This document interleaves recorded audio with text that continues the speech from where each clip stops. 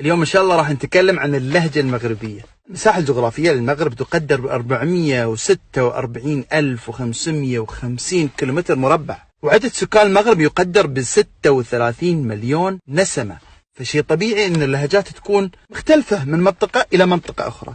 فأول لهجة راح نتكلم عليها من لهجات أهل المغرب هي لهجة أهل طنجة. كيف تينا خوان ضخم مع راسك وشي هو هداك؟ خوا شني ماشي يقول لك تينا كتشوف خوا اللي عطا الله هو هذا والسلام. لهجة أهل الدار البيضاء شي راك تشوف أخويا ترى كازا هي نيميرو واحد أخويا.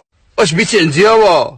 قلت لك اسيدي دوز عليا في الثلاثة ديال العشية اسيدي، امشي 3 ديال الصباح اسيدي جا دق عليا 3 ديال الصباح. واش كاين شي حد كيمشي 3 ديال الصباح جامع الفنا؟ انا قلت لك بنمشيو لجامع الفنا. لهجة أهل أكادير سيدي اش غادي نقول لك، زعما أكادير تبارك الله زينة، داكشي فيها زين. أكادير عندنا فيها الكالم، وأكادير عندنا سوق الحد داكشي تاريخي، داكشي قديم زعما. عندنا سيدي المارينا، وكاين أكادير وفلا، وتنمشيو سيدي المارينا تما تنقصيو الحوت زعما داكشي زين تبارك الله. لهجة أهل الصحراء، طبعا الصحراء تبدا من مدينة قلميم وانت طالع، قلميم طنطان العيون الداخلة. والله لا ترجعنا للصحراء لا نعودوا نتيو، ولا ترجعنا للصحراء لا بسوك الدراعة.